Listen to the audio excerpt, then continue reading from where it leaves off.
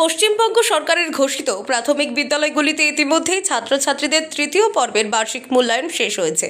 বার্ষিক পরীক্ষা শেষ হয়ে যাওয়ার পর স্বাভাবিকভাবেই বিদ্যালয়ে না আসার প্রবণতা লক্ষ্য করা যায় পড়ুয়াদের, যে কারণে বছরের শেষ ভাগে মূল্যায়ন শেষ হওয়ার পর থেকে ফল প্রকাশ পর্যন্ত দীর্ঘ একটা সময় অধিকাংশ ছাত্রছাত্রী বিদ্যালয়ের প্রাঙ্গণে উপস্থিত না থাকার কারণে পঠন পাঠনের ক্ষেত্রে তাদের অনেকটাই পিছিয়ে পড়ার সম্ভাবনা থেকে যায়। মূলত সে কারণেই বার্ষিক মূল্যায়ন শেষ হয়ে গেলেও ছাত্রছাত্রীদের স্কুলমুখী করে তুলতে ও তাদের মধ্যে বিজ্ঞান ও গণিত সম্পর্কে উচ্চমানের ধারণা তৈরি করতে এক অভিনব উদ্যোগ নিলেন নদিয়ার মায়াপুর বামনপুকুর পূর্ব মোল্লাপাড়া প্রাথমিক বিদ্যালয়ের শিক্ষকরা। শিক্ষকদের উদ্যোগে শুক্রবার পূর্ব মোল্লাপাড়া প্রাথমিক বিদ্যালয় প্রাঙ্গণে এক অভিনব বিজ্ঞান ও গণিত সম্পর্কিত এক প্রদর্শনীর আয়োজন করা হয়।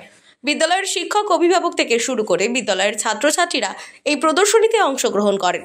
উপস্থিত ছিলেন প্রাথমিক শিক্ষা দপ্তর নবদ্বীপ ব্লকের অন্যতম আধিকারিক এএসআই অফ স্কুলস দিলীপ মণ্ডল। সম্পূর্ণ অনুষ্ঠানটি পরিচালনা করেন সংশ্লিষ্ট বিদ্যালয়ের প্রধান শিক্ষক হিরণ শেখ।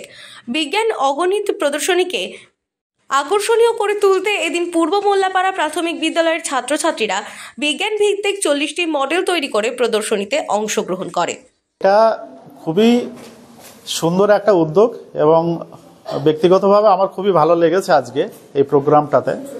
এটা একটা প্রাথমিক বিদ্যালয়ে শিক্ষার্থীদের পক্ষে অভিনব উদ্যোগ এবং এই উদ্যোগটা আমাদের মনে হয় একটা ধারাবাহিকতা রাখা দরকার। আগামী দিনেও যাতে শিক্ষার্থীরা এই ধরনের বিজ্ঞান নিয়ে যে চিন্তাভাবনা তাদের প্রদর্শনীর মাধ্যম দিয়ে এটা যাতে আগামী দিনে আরও ভালোভাবে করতে পারে এবং খুব অল্প বয়স থেকেই মানে আমাদের প্রাথমিক বিদ্যালয়ের শিশুদের পক্ষে এই যে চিন্তাভাবনা এবং আগামী দিনে ওরা বেড়ে ওঠার সাথে সাথে যত বেশি হায়ার স্টাডিজের জন্য এগোবে, মানে উপরের ক্লাসগুলোতে যাবে, মাধ্যমিক বিদ্যালয়, কলেজ, তখন এই বিজ্ঞান মনস্ক যে চিন্তাভাবনাটা ওদের হাত দিয়েই যাতে আগামী দিনে আরও নতুন নতুন আবিষ্কারের পথ চলে আসে এবং বেরিয়ে আসে, সেটা আমাদের আগামী দিনে সভ্যতা বা সমাজের পক্ষে খুবই ভালো একটা গ্রহণযোগ্য পদক্ষেপ হবে।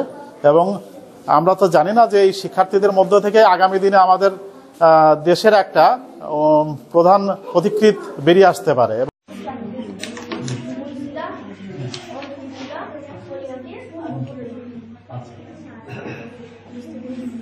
বিদ্যালয়ে সায়েন্স এবং ম্যাথের একটা এক্সিবিশন করা হচ্ছে।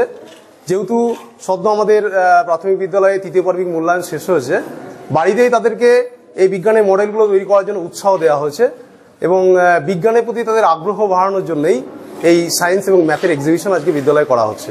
বিদ্যালয়ে 30 থেকে 35 জন ছাত্রছাত্রী এই বিজ্ঞানের মডেলগুলো তারা বাড়িতে তৈরি করে নিয়ে এসে আজকের এই প্রদর্শনীতে অংশগ্রহণ করেছে।